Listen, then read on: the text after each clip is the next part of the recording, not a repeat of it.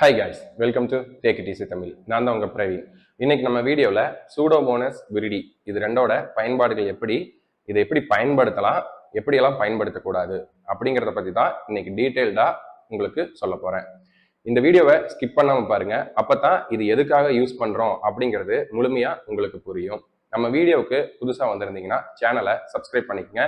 இந்த வீடியோ பிடிச்சிருந்துச்சுன்னா லைக் பண்ணுங்க. இந்த தகவல் பயனுள்ளதாக இருந்துச்சுன்னா உங்கள் ஃப்ரெண்ட்ஸ் கூட ஷேர் பண்ணுங்க. சரி, வாங்க வீடியோக்குள்ளே போகலாம். இதோட பயன்பாடுகளை பற்றி சொல்றதுக்கு முன்னாடி இது ஏன் நான் இப்போ கொண்டு வரேன், இந்த வீடியோ வந்து உங்களுக்கு ஏன் நான் கொண்டு வரேன் அப்படின்னா ஒரு முக்கியமான ஒரு விஷயம் இருக்கு. ஏன் அப்படின்னு கேட்டுக்கிட்டீங்கன்னா, இப்ப சமீப காலங்களா பார்த்துக்கிட்டீங்கன்னா மஞ்சள் மற்றும் வாழை இதோட நடவு வந்து பார்த்துட்டீங்கன்னா ரொம்ப அதிகமா இருக்கு. ஏன் அப்படின்னு சொல்லி கேட்டுக்கிட்டீங்கன்னா, இது போட்டோம்னா தான் நம்மளுக்கு ஓரளவுக்கு கை கடிக்காம நஷ்டமாகாம கொஞ்சம் லாபகரமான பயிர் வகைகள்ல இப்ப மஞ்சளும் வாழையும் மெயினா வந்து இருக்கு. இது யூஸ் பண்றதுனால என்ன ஒரு பெனிஃபிட் அப்படின்னு சொல்லி கேட்டுட்டீங்கன்னா, நிறைய பேர் ஃபேஸ் பண்ற விஷயம் என்னன்னா, வாழையை விட மஞ்சள்ல வந்து கிழங்காடுகள் அப்படிங்கிற நோய் வந்து பரவலா வந்து பரவிட்டு வந்துட்டு இருக்கு. நிறைய விவசாயிகள் வந்து எங்கிட்டையும் தனிப்பட்ட முறையில நம்ம கடைக்கு வர்றவங்க இல்ல போன் பண்றவங்க எல்லாருமே சொல்றது, மஞ்சள்ல எனக்கு கிழங்கழுகல் நோய் அடிக்கடி வந்துட்டே இருக்குங்க, இதுக்கு என்ன ஒரு மருந்து கொடுக்கலாம் அப்படின்னு சொல்லி கேட்டுட்டு இருக்கீங்க. நான் எல்லாருக்கும் சொல்றது என்னன்னா, வந்ததுக்கு அப்புறம் ஃபீல் பண்றதை விட வருமுன் காப்போம். அதுக்காக தான் இந்த வீடியோ வந்து நான் மேக் பண்றேன். அதாவது ஏக்கராவுக்கு 1 லிட்டர் சூடோமோனஸ் 1 லிட்டர் விரிடி 2 மாசத்துக்கு ஒரு டைம் நீங்க ட்ரிப்பா இருந்தாலும் சரி, இல்ல தண்ணி கட்டுறீங்கனாலும் சரி, எப்படி இருந்தாலும் சரி, நீங்க ஸ்ப்ரே பண்ணாலும் சரி, இல்ல ட்ரென்ச்சிங்ல கொடுத்தாலும் சரி, தயவு செஞ்சு 2 மாசத்துக்கு ஒரு time pseudomonas 1 litre viride 1 litre ஏக்கராவுக்கு 2 பாட்டில் அப்படிங்கிற விதத்துல வந்துட்டு 2 மாசத்துக்கு ஒரு டைம் ஃப்ரீக்வெண்டா கொடுத்துட்டு வந்துட்டே இருங்க. உங்களுக்கு கிழங்கழுகல் நோய் வந்தாலும் சரி, அறிகுறிகள் தெரிஞ்சாலும் சரி, தெரியாவிட்டாலும் சரி, இதை கொடுத்துட்டு வந்துட்டே இருங்க. உங்களுக்கு கிழங்கழுகல் நோய் வராது. எப்படி சொல்றதுங்க, ஒரு முன்னேற்பாடு தான், வருமுன் காப்பம் அப்படின்னு சொல்றோம் பார்த்தீங்களா, அதுதான் இந்த சூடோமோனஸ் விரிடி இந்த ரெண்டையும் வந்து கொடுக்கறது. சரி, இந்த சூடோமோனஸ் விரிடியை எப்படியெல்லாம் கொடுக்கலாம் அப்படின்னு சொல்லி கேட்டுட்டீங்கன்னா, ஸ்ப்ரேயும் பண்ணலாம், இல்ல ட்ரென்ச்சிங்லும் கொடுக்கலாம். சரி, ஃபர்ஸ்ட் வந்து ஸ்ப்ரே பண்றது எப்படின்னு சொல்லி நான் பார்த்துறேன்.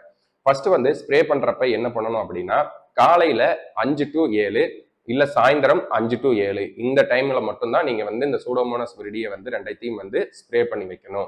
ஏன் அப்படி சொல்றேன் அப்படின்னு கேட்டுட்டீங்கன்னா, அதுக்கப்புறம் பாத்தீங்கன்னா வெயிலோட தாக்கம் வந்து அதிகமாயிருக்கும். நீங்க ஸ்ப்ரே பண்ணிட்டு போயிட்டீங்கன்னா வெயில்ல வந்து அந்த நுண்ணுயிர்கள் வந்து செத்து போயிடும். ஸோ அதனால உங்களுக்கு சரிவர உங்களுக்கு அதோட ரிசல்ட் வந்து கிடைக்காம போயிடும். இன்னொரு விஷயம் முக்கியமா கவனிக்க வேண்டியது என்னன்னா, நம்ம ஆளுங்கள்லாம் அந்த மருந்தடிக்கிறோம் பாத்தீங்களா அந்த ஸ்ப்ரேயரு, அது எந்த கண்டிஷன்ல இருக்குன்னு கூட பார்க்க மாட்டாங்க. வாங்கிட்டு வர்றோமா, இல்ல பக்கத்துல இருந்து தோட்டத்துல இருந்து எடுத்துட்டு வர்றோமா, அப்படியே ரெண்டையும் ஊத்தி கலக்கி அடிச்சுட்டு போயிடுறாங்க. அப்படி தயவு செஞ்சு பண்ணாதீங்க. பக்கத்து தோட்டத்துல இருந்து வந்தாலும் சரி, இல்ல நீங்களே வச்சிருந்தாலும் சரி, இல்ல வேற ஆள் கூப்பிட்டு நீங்க அடிச்சாலும் சரி, 2 to 3 டைம் வந்து அந்த மிஷினை வந்து நல்லா தண்ணி ஊத்துறீங்க பாத்தீங்களா, அந்த இடத்த வந்து வாஷ் பண்ணிருங்க. ஏன்னா அதுக்கு முன்னாடி அதுல வந்து களைக்கொல்லிகள் அடிச்சிருக்கலாம், இல்ல பூச்சி மருந்து ஏதாவது அடிச்சிருக்கலாம். அப்படி ஏதாவது அடிச்சிருக்கிறப்ப அது இன்ஃபெக்ட் ஆகிறதுக்கு சான்சஸ் இருக்கு. ஸோ அதனால நல்லா வாஷ் பண்ணிட்டு அதுக்கப்புறம் அடிங்க. எப்போ நீங்க களைக்கொல்லி அடிச்சாலும் சரி, பூச்சி மருந்து அடிச்சாலும் சரி, இல்ல என்ன மருந்து அடிச்சாலும் சரி, 2 to 3 டைம் நல்லா அலாசி அதுக்கப்புறம் மிஷினை வந்து வச்சுட்டீங்கன்னா மிஷினும் நல்லா இருக்கும். நம்ம அடுத்த டைம் யூஸ் பண்றப்ப நம்மளுக்கு எந்த ஒரு சைடு எஃபெக்டும் வராம இருக்கும். அதுக்கப்புறம் இன்னொரு விஷயம் என்னன்னா, ரெண்டையும் மிக்ஸ் பண்றீங்க பாத்தீங்களா, அதை வந்து மிக்ஸ் பண்ணிட்டு உடனே அடிச்சிடணும். 2 மணி நேரம் 3 மணி நேரம் வச்சுட்டு அடிக்காதீங்க. ஏன் நான் அப்படி சொல்றேன்னா, இது ரெண்டுலையும் ஏதாவது ஒண்ணுக்கு வீரியம் அதிகமா இருந்தாலும் சரி, அது மத்ததை வந்து கொள்றதுக்கான வாய்ப்புகள் இருக்கு. ஸோ இதனாலையும் ரிசல்ட் வந்து பாதிக்கலாம். ஸோ இது வந்து ஸ்ப்ரே பண்றப்ப என்னென்ன மாதிரி நம்ம பண்ணணும், என்னென்ன மாதிரி பண்ணக்கூடாதுன்னு நம்ம பார்த்துட்டோம். இப்ப ட்ரென்ச்சிங்ல என்னென்ன பண்ணணும், என்னென்ன பண்ணக்கூடாது அப்படின்னு சொல்லி பார்த்துடலாம் வாங்க. ட்ரென்ச்சிங் எடுத்துக்கிட்டீங்கன்னா, நீங்க வந்துட்டு காலையில விடவும் கூடாது, மதியானமும் விடவும் கூடாது. ஒரு விஷயத்த வந்து நல்லா புரிஞ்சுக்குங்க. இது வந்துட்டு எவ்வளவு ஈரப்பதம் இருக்கோ அந்த அளவுக்கு இந்த ரெண்டுல இருக்கக்கூடிய நுண்ணுயிர்களோட பெருக்கம் வந்து அதிகமா இருக்கும். ஸோ அதனால மதியம் டைம்ல வந்து பாத்துட்டீங்கன்னா ஒரு 12-1 மணி போல நீங்க நல்லா கேட் வால்ல தண்ணியை திருப்பி விட்டுருங்க. ஏன் நான் சொல்றேன்னா, ஈரம் இருந்துட்டே இருக்கணும். இல்லைன்னா அந்த சூடு இருக்கு பாத்தீங்களா, ஏன்னா காலையில இருந்து மதியானம் சாயந்தரம் வரைக்கும் எவ்வளவு வெயில் அடிக்கும், அதனால அந்த டியூப்ல இருக்கிற தண்ணியும் சூடாயிரும், நிலமும் சூடாயிரும்.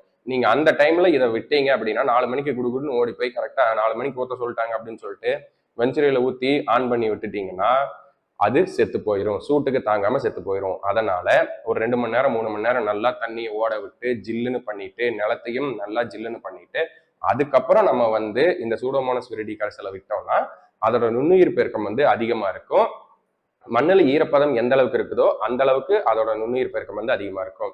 ஈரப்பதம் கம்மியாச்சுன்னா அது ஈரப்பதத்தை தேடி அடியில போயிட்டே இருக்கும். அதனால ஆக்சிஜன் பற்றாக்குறையினால அந்த நுண்ணுயிர்கள் இறப்பதற்கான வாய்ப்புகளும் அதிகமா இருக்கு. இது பயன்படுத்துங்க. இந்த 2 டெக்னிக் வந்து தயவு செஞ்சு ஃபாலோ பண்ணுங்க.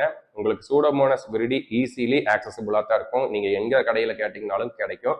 தயவு செஞ்சு வாழை போட்டிருந்தாலும் சரி, மஞ்சள் போட்டிருந்தாலும் சரி, இல்ல கிழங்கு வகை பயிர்கள் எது போட்டிருந்தீங்கனாலும் சரி, 2 மாசத்துக்கு ஒரு time Pseudomonas 1 litre, viride 1 litre அப்படிங்கிற விகிதத்துல விட்டுட்டு வந்தீங்கன்னா இளங்கல்கள் நோயிலிருந்து நீங்க தப்பிச்சுக்கலாம். மீண்டும் ஒரு நல்ல வீடியோல சந்திக்கிறேன். நன்றி, வணக்கம்.